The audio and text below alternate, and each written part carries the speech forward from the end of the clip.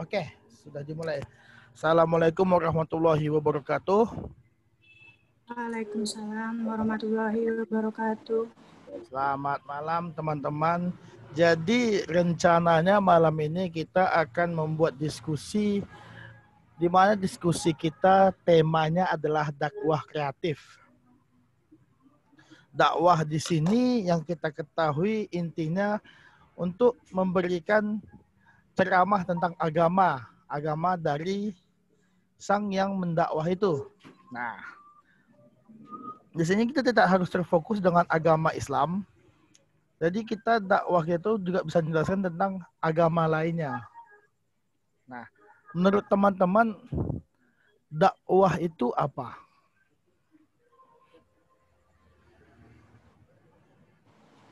Dakwah, kalau menurut saya Bang ya, dakwah tuh kayak apa ya, penyebaran suatu agama yang ya intinya dakwah tuh menyebarkan agama orang tersebut gitulah. Paham nggak? Misal dari agama Islam, dia kalau berdakwah tuh seputar tentang agamanya gitu. Terus Ya, kalau menurut Bro Daniel? Ya kalau menurut saya itu apa ya, sebuah kegiatan yang bersifat menyeru atau mengajak bahkan memanggil orang untuk percaya gitu. Kalau menurut Dinda? Kalau menurut Dinda, mengajak seseorang atau umat agama masing-masing untuk beriman dan taat kepada agamanya masing-masing. Berarti secara tidak langsung kita buat kesimpulan dakwah itu untuk memperkenalkan agama yang dianut dari pembawanya untuk mengenalkan kepada orang lain ya. Dan secara tidak langsung dari juga pendakwah kita itu. jadi secara tidak langsung juga kita mengajak orang itu untuk mengenal agama yang dikasih tahu ceritanya kan. Nah, saat ini kan kalau kita ketahui perkembangan zaman sampai saat ini udah begitu pesat dari teknologi dan juga perkembangan yang lain-lainnya. Otomatis kalau menurut pendapatku dakwah secara tidak langsung juga harus mengikuti perkembangan zaman. Nah, pendapat kalian perkembangan zaman yang seperti apa yang diikuti oleh dakwah? Jadi sehingga ketika seseorang berdakwah tersebut dia tidak dianggap kuno, tetapi juga dia tidak melenceng dari aturan-aturan atau penyampaian agama yang seharusnya.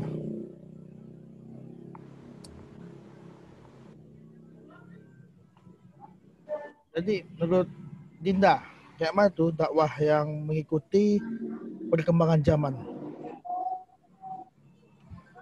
Dakwah yang mengikuti perkembangan zaman itu dakwah yang tidak menjelek-jelekkan agama lain atau intinya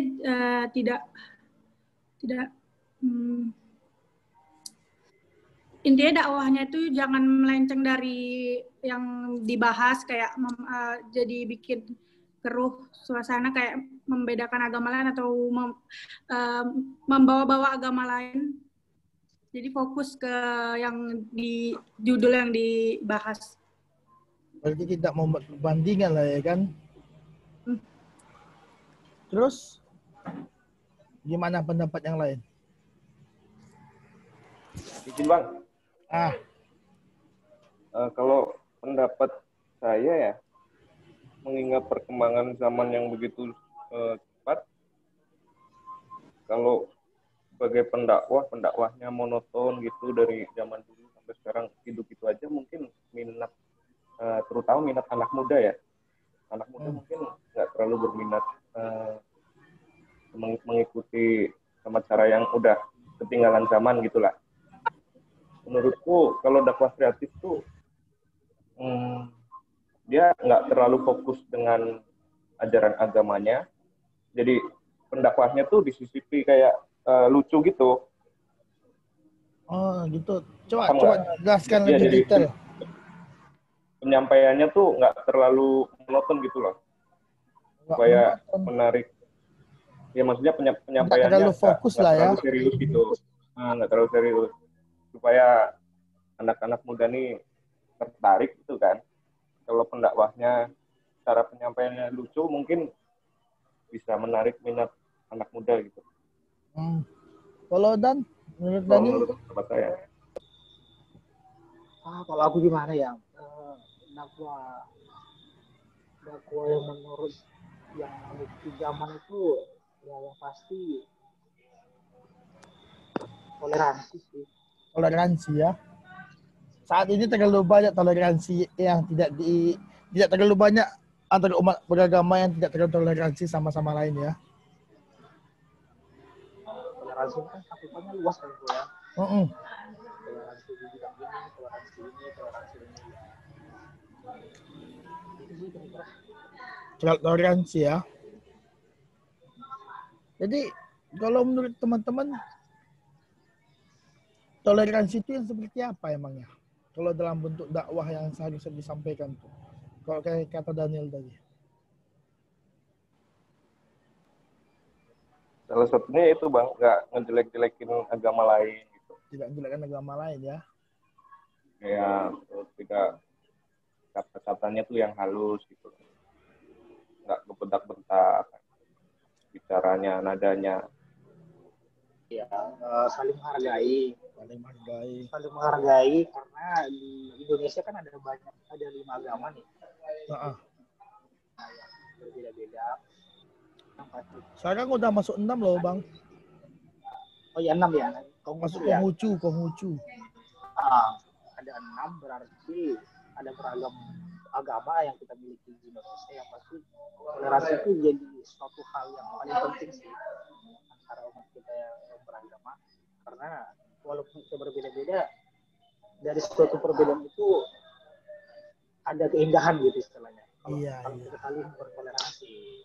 Keindahan dalam toleransi agama ya. Dinda? Kalau menurut Dinda, toleransi itu menganjurkan seseorang untuk tidak menonjolkan agama di hadapan orang yang beragama lain. Tidak menonjolkan agama, berarti tidak menyombongkan agama kepada agama lain ya? Oh iya. Nah, kalau dakwah kreatif itu kayak mana ceritanya tuh? Menurut kalian kayak mana bagusnya? Yang kreatif tuh bagaimana?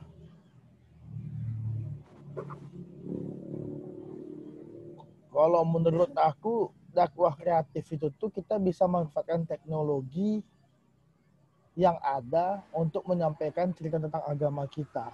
Kita tidak menutup kemungkinan loh terhadap yang namanya Instagram, YouTube, WhatsApp, dan yang lainnya. Toh itu, walaupun itu tuh media sosial, tapi kalau kita pergunakan dengan baik dan tujuan yang baik, hasilnya pun pasti lebih baik juga, ya kan?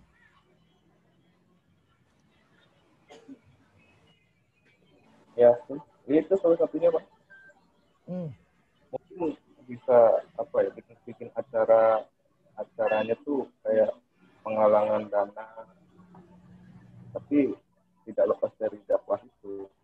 Paham nggak Pak? Kayak apa ya? Dia menggerakkan pemuda nih nggak tentang dakwah aja gitu loh. Kalau yang lain gimana? Dakwah kreatif tuh gimana sih? Dakwah kreatif, saya pikir kreatifnya gitu ya. Yang pasti yang namanya kreatif, apalagi di zaman digital sekarang, yang pasti seorang pendakwah, apalagi yang dia bisa mengikuti zaman atau zaman digital sekarang ya, ada baiknya dia untuk menggunakan fasilitas yang ada, contohnya internet, seperti sosmed apa gitu kan. Jadi penyampaiannya pun lebih luas sih kalau dia bisa menggunakan internet atau media sosial sebagai wadah untuk dia mengajak mendakwah. Apalagi anak-anak generasi milenial sekarang ini lebih suka hal yang simple, yang berbau internet. Jadi mungkin dengan mendakwah mereka dengan menggunakan sosial media itu jauh lebih praktis. Itu sih menurut saya. Jadi tidak menolak teknologi ya?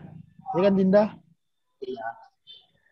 Menurut saya itu dakwah yang dilakukan atau dibangun berdasarkan inovasi untuk menghasilkan sesuatu kegiatan baru yang memiliki nilai tambah, memberi manfaat, atau mampu membuat orang tertarik untuk mengikuti aturan atau belajar tentang agama masing-masing. Itu Nah, jadi itu pas maksudnya, ceritanya Bang. kan. Kalau kita tengok-tengok, makna dari cerita kita semua itu sama intinya, menggunakan teknologi dan menggunakan apa yang ada di sekitar kita tanpa menolak maksud dan tujuan baiknya. Yang penting tujuan kita baik, ingin menyampaikan apa itu agama. Kalau misalnya kita tengok di internet, kira-kira apa arti dakwah kreatif ya?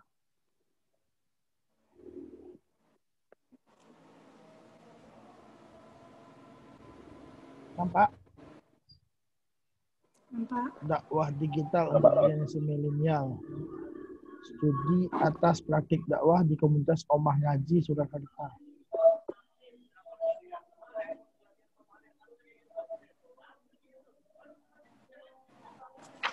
Metode dakwah.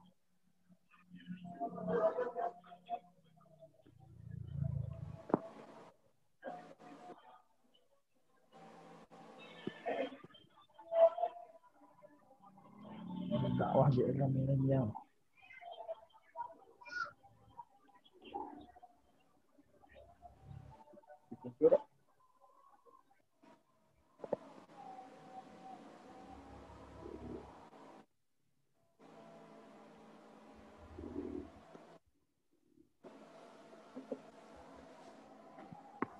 Tunggu bentar, agak lambat ya.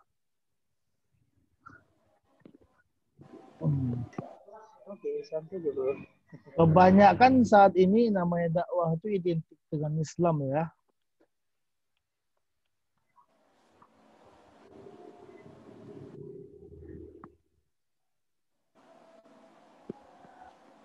Nah, metode dakwah bagi generasi milenial.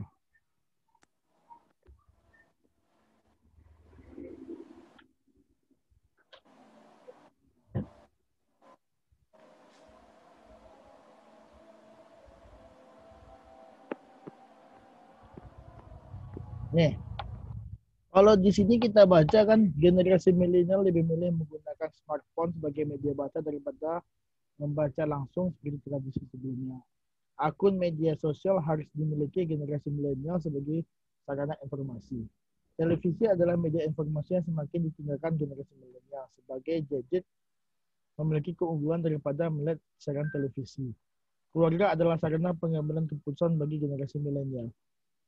Kalau kita baca dari karakter generasi milenial ini, kita mengetahui saat ini kebanyakan anak muda zaman sekarang lebih menggunakan HP dia daripada membaca, atau kalau membaca sini kita bisa katakan membuka buku.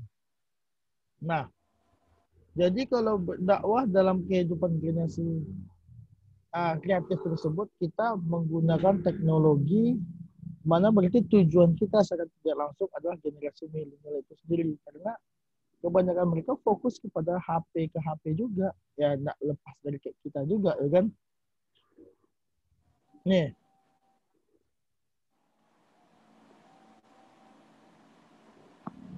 tuntunan zaman yang mendominasi remaja sangat dominan, oleh karenanya materi yang disampaikan di sini juga merupakan jawaban zaman. Materi yang dipersiapkan hendaknya mudah dimengerti dan dicerna. Remaja mempunyai bahasa sendiri dalam bahasa sehari-hari, bahkan kadang-kala mempunyai ambisi menggunakan bahasa populer walaupun mereka sendiri tidak memahami cara penjabaran yang baik. Jadi kalau dilihat dari seperti ini juga bisa kita katakan bahwa dakwah yang kreatif itu kita mengikuti bahasa yang sering dipergunakan oleh sehari-hari oleh remaja juga. Jadi kalau kita melakukan dakwah kayak gitu, remaja lebih tertarik karena dia menggunakan bahasa dia sendiri. Ada cerita agama nih, tapi dia menggunakan bahasa gaul. Kayak yoi. Ya. Kita tidak salah kalau menggunakan dalam dakwah itu menggunakan kata-kata seperti yoi. Tapi kan maknanya tidak melenceng dari aturan-aturan yang ada. Selagi menggunakan kata-kata yang baik dan tujuannya yang baik, makna dakwah itu sendiri pun tidak hilang dan tidak melencengkan atau merubah dari isi agama yang disampaikan. Gimana menurut pendapat teman-teman?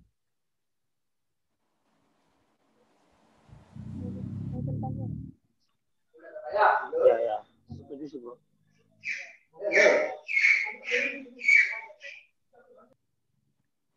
Ngomong nggak kalian?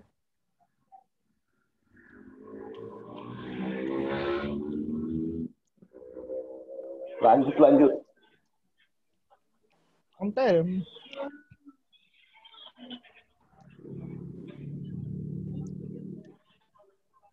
Nah, gimana pendapat kalian?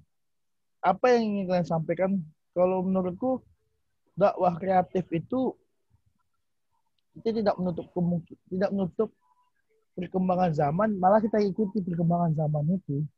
Jadinya dakwah itu lebih mudah diterima masyarakat, bahkan lebih diterima oleh kalangan muda.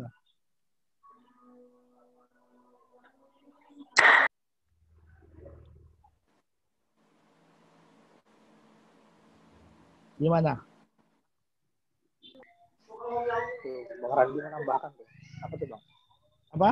Wah, ya, ini dakwah kreatif. Ya, mungkin sasarannya lebih ke anak muda sih ya. Jadi pendakwah itu harus bisa mengikuti perkembangan zaman. Iya kan? Iya, seperti itu.